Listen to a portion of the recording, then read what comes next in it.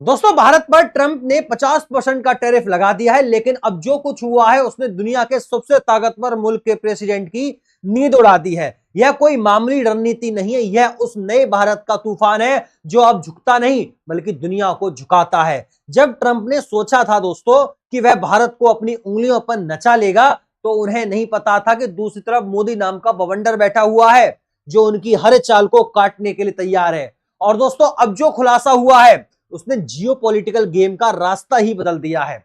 इसने white house में हड़कंप मचा दिया है, क्योंकि जब ट्रंप का फोन आ रहा था और दिल्ली में कोई उठाने वाला नहीं था, तब सिर्फ एक फोन कॉल इग्नोर नहीं हुआ दोस्तों, बल्कि दुनिया का पावर सेंटर बदल रहा था। दोस्तों, यह वीडियो बहुत शानदार होने वाली है, मेरे साथ बने रहिएगा और भारत पर गर्व करने के लिए तैयार रहिए। दोस्तों, ट्रंप के टैरिफ की दादागिरी छोड़ो, भारत ने तो यूरोप को भी बोलती बंद करवा डाली है। आखिर गुपचुप काम करके अब मोदी ने क्या धमाका कर डाला है? ट्रंप मिलाते रह गए कॉल, पीएम मोदी ने आखिर क्यों नहीं उठाया कॉल? जर्मनी के एक अखबार का वो सनसनीखेज दावा जिसमें लिखा था भारत झुकेगा नहीं, उधर जब टैरिफ का बम फोड़ने में लगे थे ट्रंप, तब चुपचाप मोदी की टीम ऐसा क्या कर रही थी कि अब अमेरिका की हवा टाइट होने वाली है? चीन और रूस के अलावा वो कौन से देश भारत के सपोर्ट में आ खड़े हुए हैं जिनको लेकर अब दुनिया में मच गया है तगड़ा तूफान? ट्रंप ने सोचा था भारत को दबा लेंगे, लेकिन मोदी ने आखिर कैसे उनकी पूरी की पूरी हवा ही टाइट कर डाली है? क्या है वो सीक्रेट प्लानिंग? दोस्तों सोचिए, दुनिया का सबसे ताकतवर इंसान अमेरिकी प्रेसिडेंट डोनाल्ड ट्रंप फोन हाथ में लिए गुस्से से लाल है। वह कॉल मिला रहा है, बार बार मिला रहा है, लेकिन दूसरी तरफ से कोई जवाब ही नहीं आ रहा। यह कॉल किसी छोटे मोटे देश को नहीं बल्कि भारत के प्रधानमंत्री नरेंद्र मोदी को की जा रही थी। यह दावा हमारा नहीं है दोस्तों, जर्मनी की सबसे प्रतिष्ठित अखबार फ्रैंकफर्टर अल्गमाइने साइंटंग FAZ का है। मैं दोबारा बता देता हूं, प्रतिष्ठित अखबार फ्रैंकफर्टर अल्गमाइने साइंटंग FAZ का है। अखबार ने हेडलाइन लगाई, ट्रंप कॉल करते हैं लेकिन मोदी जवाब नहीं देते हैं। यह सिर्फ एक फोन कॉल नहीं था, यह थी नई भारत की पहली ललकार। ट्रंप जो अब तक अपने टैरिफ वॉर से चीन से लेकर यूरोप तक को झुका चुके थे, उनकी रणनीति भारत के सामने फेल हो रही थी। FAG ने साफ लिखा कि ट्रंप ने एक हफ्ते में 4 बार मोदी से बात करने की कोशिश की, लेकिन दिल्ली का मौसम बदला हुआ था। भारत ने साफ सिग्नल दे दिया, अब दबाव की राजनीति नहीं चलेगी। ट्रंप प्रशासन बौखला गया। उन्होंने आनन फानन में भारत पर पहले से लगे 25% टैरिफ को दोगुना करने का नोटिस बहुत जल्द जारी कर दिया, यानी कुल 50% टैरिफ। तारीख दे दी 27 अगस्त 2025 को हम 50% टैरिफ बढ़ा देंगे। अमेरिका को लगा कि इस झटके से भारत घुटनों पर आ जाएगा, लेकिन वह भूल गया कि यह 2024 का भारत नहीं बल्कि 2025 का आत्मनिर्भर भारत है। दोस्तों, जिस वक्त ट्रंप व्हाइट हाउस में बैठकर टैरिफ का फरमान सुना रहे थे, उस वक्त दिल्ली में एक ऐसी सीक्रेट प्लानिंग चल रही थी जिसने अमेरिका के होश उड़ा दिए। प्रधानमंत्री मोदी ने 15 अगस्त को लाल किले से एक ऐसा ऐलान किया जिसने सबको चौंका दिया था। उन्होंने कहा GST में सुधार होगा, 4 टैक्स स्लैब की जगह अब सिर्फ 2 स्लैब होंगे। यह सिर्फ एक टैक्स सुधार नहीं था, यह था ट्रंप के 50% टैरिफ का सीधा जवाब। एक ऐसा मास्टर स्ट्रोक जिसने अमेरिका के हमले को हवा में ही डिफ्यूज कर दिया। प्लान सिंपल था दोस्तों, अगर अमेरिका बाहर से सामान महंगा करेगा तो हम देश के अंदर सामान इतना सस्ता कर देंगे कि लोगों पर बोझ ही ना पड़े। खाने पीने की चीजें, कपड़े, सब कुछ सस्ता। इससे देश की 60% GDP को संभालने वाली घरेलू मांग में ऐसा तूफान आएगा जो ट्रंप के टैरिफ को उड़ा डालेगा। दोस्तों, IDFC फर्स्ट बैंक ने तुरंत कैलकुलेशन करके बताया कि इस एक फैसले से भारत की GDP ग्रोथ में 0.6% का उछाल आएगा। यानी जितना नुकसान ट्रंप पहुंचाना चाहते थे उससे ज्यादा की रिकवरी मोदी ने एक ही चाल में कर डाली। यह है मोदी की कूटनीति चोट का जवाब। चोट से नहीं बल्कि एक ऐसी चाल से जो दुश्मन चित हो जाए।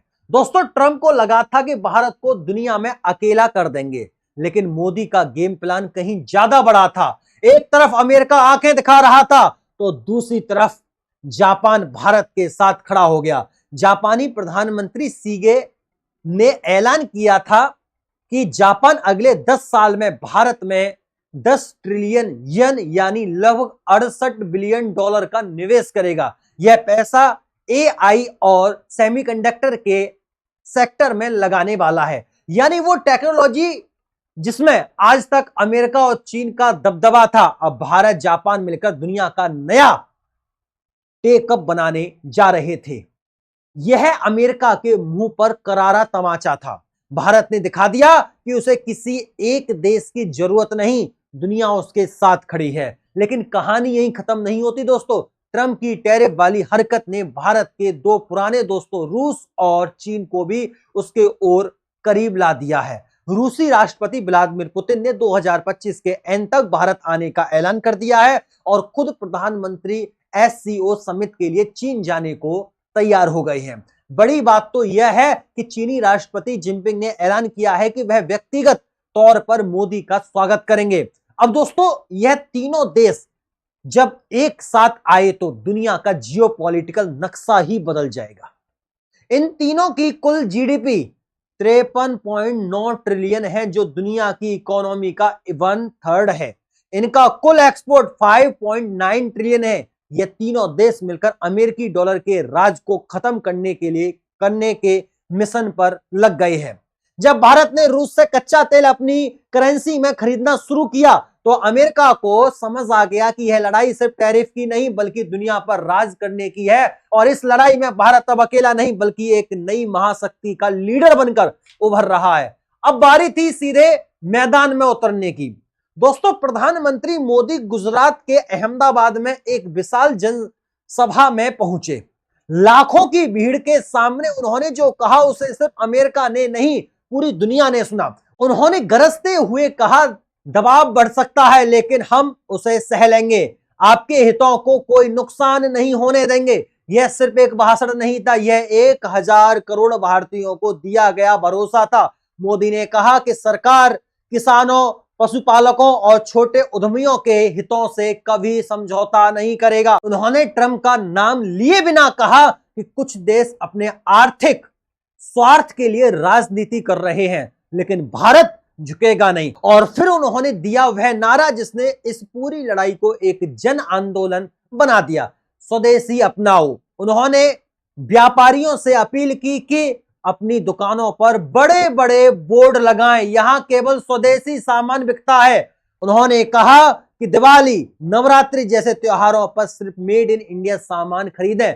यह मोदी की सबसे बड़ी ताकत है। वह किसी भी जियोपॉलिटिकल लड़ाई को सीधे देश की जनता से जोड़ देते हैं। उन्होंने टैरिफ वॉर को आत्मनिर्भर भारत की लड़ाई बना दिया। उन्होंने दुनिया को दिखा दिया भारत सरकार अकेली नहीं लड़ रही, उसके साथ 14 करोड़ लोगों की ताकत खड़ी है। दोस्तों, ट्रंप का टैरिफ एक ऐसा हथियार है जो उल्टा उन्हीं पर चल गया है। भारत ने अमेरिका के दबाव में आने से साफ इनकार कर दिया है। जीएसटी सुधारों ने घरेलू बाजार को इतना मजबूत कर दिया है कि लोगों ने अमेरिकी सामान को विकल्प ढूंढ लिया है।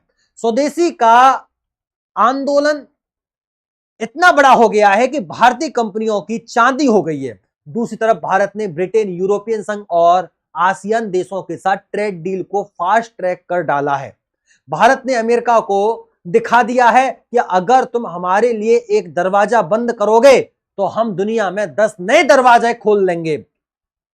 हारकर ट्रंप प्रशासन को समझ आ गया कि भारत अब वो देश नहीं रहा जिसे धमकाया जा सके। यह वो नया भारत है जो अपनी शर्तों पर दुनिया से रिश्ते बनाता है। यह वो भारत है जिसका प्रधानमंत्री दुनिया के सबसे ताकतवर प्रेसिडेंट का फोन इग्नोर करने की हिम्मत रखता है। यह वो भारत है जिसका प्रधानमंत्री दुनिया के सबसे ताकतवर प्रेसिडेंट का फोन इग्नोर करने की हिम्मत रखता है। यह वो भारत है जो अब तीसरी दुनिया का हिस्सा नहीं बल्कि दुनिया की तीसरी सबसे बड़ी महाशक्ति बनने की दहलीज पर खड़ा है।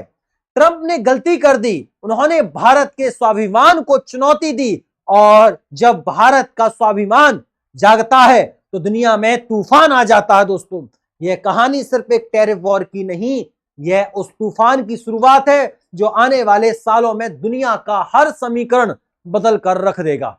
लेकिन क्या यह लड़ाई यहीं खत्म हो गई? क्या अमेरिका चुप बैठ जाएगा?